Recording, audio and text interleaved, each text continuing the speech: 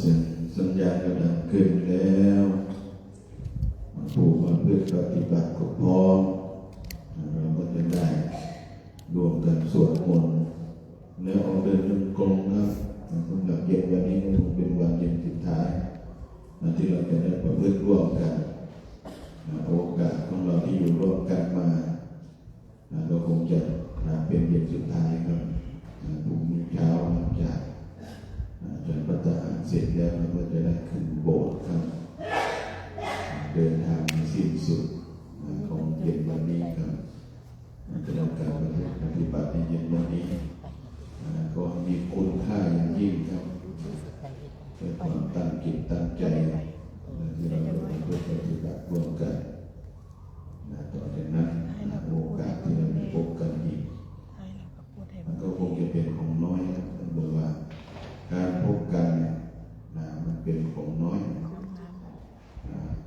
เวลาเราจากกันไม่รู้ว่าจะเจอกันอีกไหมว่าตาสงสารยาวไกลครับบางครั้งเราพบกันเนี่ยจะพบกันเล็กน้อยเท่านั้นพบกันไม่นานครับตาต้องจากกัน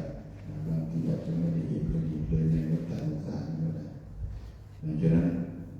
การที่จะให้มีคุณมีค่ากับการที่เรามีการพบกันน้อยเราจะให้อะไรซึ่งกันและกันแล้วบอกว่าคุณงามความดีเกี่ยวกันครับคุณงามความดีที่เกิดขึ้นจากจิตใจบริสุทธิ์ด้วยกายก็ดีด้วยวาจาก็ดีด้วยใจก็ดีที่เราตั้งจิตเจตนา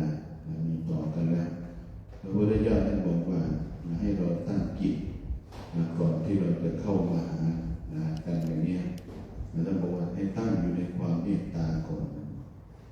ที่จะมาพบกันให้ตั้งอยู่ในความเมตตาในการระลึกถึงซึ่งกันและกันครับก็เหมือนกับพระ3 รูปที่ท่านอยู่ร่วมกันในป่าตอนพระพุทธเจ้าที่ไประงับปฏิกรณ์พระอยู่เมืองโกสัมพีพระที่ผิดกันผิดในเรื่องของวินัยเพียงน้ำครึ่งขันเท่านั้นไม่มีอะไรมากน้ำครึ่งขันสามารถทำให้พระภิกษุแตกแยกกันจนว่าพระพุทธเจ้าเดินระงับเหตุแต่ระงับเหตุก็ยังไม่ฟังพระพุทธเจ้าพระพุทธเจ้าก็เลยเบื่อหน่ายภิกษุทั้งหลายที่เป็นผู้ว่ายากสอนยากพระองค์ก็เลยเดินเข้าไปอยู่ในป่าอยู่กับช้างที่อยู่ในป่ามีช้างเป็นผู้อุปถัมภ์ก่อนที่จะไปถึงป่าบรรยากาศที่นั่นพระพุทธเจ้าก็ไปเห็นพระ ระทั้งสามรูปก็มีพระอะไรบางรูปธาตุอยู่ข้างในภาษาที่ผมไม่มีครับมี3 องค์นะครับเดี๋ยวก็ให้พระอาจารย์มาพูดให้ฟังกันเลยกันตรงพระพุทธเจ้าไปถามมีแต่พระเถระอยู่ด้วยกันนะครับมันมีแต่ผู้มีปัญญามากท่านก็เลยถามว่าภิกษุทั้งหลายพวกเธออยู่ร่วมกันด้วยความผาสุกหรือพระทั้งสามองค์บอกว่าด้วยความผาสุกก็เลยถามพวกเธอทำเช่นไรถึงเกิดความผาสุกทั้งที่พวกเธอเป็นมหาเถระทั้งที่อยู่ร่วมกันและท่านบอกว่าตั้งความระลึกคือความเมตตาต่อกันไม่เกี่ยวงอนกันในเรื่องของการปฏิบัติไม่เกี่ยวงอนมีการระลึกถึงกันอยู่บ่อยๆด้วยความเมตตาครับฉะนั้นเป็นพูดในเรื่องของว่าเราพบกันมันโอกาสน้อยแต่ว่าเราพัดพลาดจากกันมันเป็นของที่มันเป็นที่เราไม่สามารถที่จะรู้ได้เราจะได้ไม่เจอหรือไม่ฉะนั้นเรามาเจอด้วยการมาประพฤติปฏิบัติถือว่าเป็นทิฏฐิที่ดีต่อกันนะครับฉะนั้นเราก็ฝากสิ่งที่ดีให้แก่กันก่อนที่เราจะจากกันครับก็ขออนุโมทนาบุญคุณบาอาจารย์มาต่อไปแล้วเราได้ยกมือเดินหนึ่งกลมครับ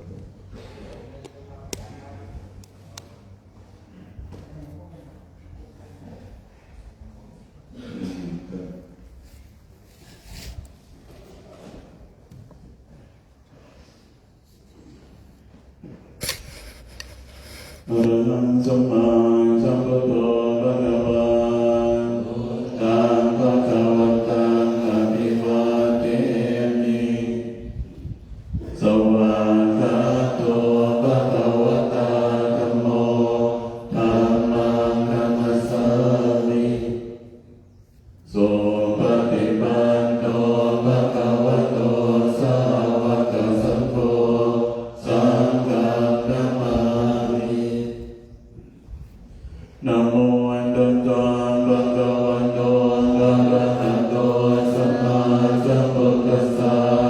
นะโมตัสสะภะคะวะโตอะระหะโตสัมมาสัมพุทธัสสะนะโม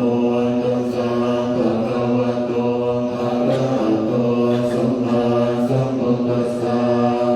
พุทธังธัมมังพุทธังธัมมัง ยังตถาธัมมาสุขายเวนะ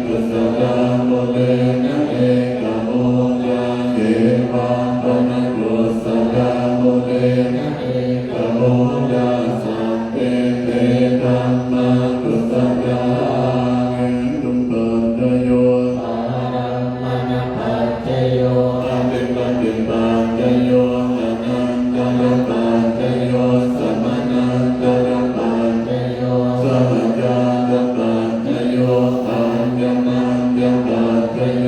เนสยปัจจโยอุปเนสยปัจจโยปุเรชาตปัจจโยปัญจญาตปัจจโยอาเส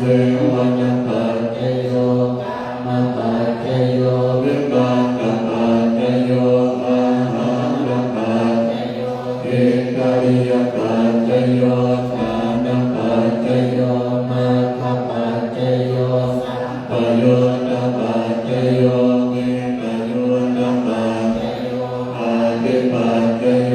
นาทิปัจจโยวิคัตปัจจโยอวิคัตปัจจโยตังกาตังปิเนมิตัสสะทุกขังนาปิเนหาราวุติตะโพยัสสะเสนะบาลังกานาติตัมมะวิตินาคิตวามุนิโตตังเตยัสสะภวตุเตชะยมังกาดานิมังกาติเรกะมะติโยจิตตัสสะปะรังติโกรังปะนาลวะกะนาคมะตังกะยังกังกังเตสุตังตะวิตินาคิตวามุนิโตตังเตยัสสะภวตุเตชะยมังกาดานิมังกาคิริกะจวะกังอติมังกะโพตังกาวังติกังอภัสสติวสุตาทุตังกังเมตังปุเสกวิตินาคิตวามุนิโตตังเตยัสสะภวตุเตชะยมังกาดานิโอเกตังกากัมมัติมังกสุตาทุตังกังกาวันติโยชนะมังคังมุนิมาระวังกังเกติสังกังกัมมโนจิตตวามุนิโต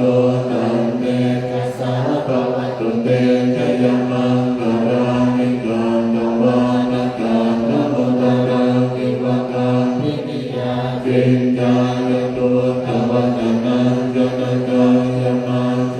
สังเตนะโสภวิตินาจิตตวามุนิโตตังเตยัสสะภวตุเตชะยมังกาดานิสัจจังปิมายมติสัจจกวาทะเกตุปาตาปิโรติตมนังอติอันตโมตังปัญญาปฏิปัจจวิโตจิตตวามุนิโตตังเตยัสสะภวตุเตชะยมังกาดานิมันโตปะนังกัมมุตตังวิโกตังปะเหเตโตเตนะเตนะปุจเตนะกัมมังปะยังโตอิโตปะเตสวิตินาคิตวามุนิโตตังเตยัสสะภวตุเตชะยมังกาดานิโอกาปะเตติปุจเตนะสุขังยะหันตังพรัมมังวิโสเยยติเนยิปตานิทานังญาณังปะเตนะวิตินาคิตวามุนิโตตังเตยัสสะภวตุเตชะยมังกาดานิเอตังปิโกตังชะยมังกาดานะกังทาโยวัจโนทินาวิเนสะระเตมะตังเตหิตวานะเตตวิวิธาเนตุปังตวานิโมขังสุขังอภิกรรมัยยนะโรสะปังโรอุกาอิมังยัตมนังอริดามิตุติยัมปิอิมังยัตมนังอริดามิอติยัมปิอิมังยัตมนังอริดามิข้าพ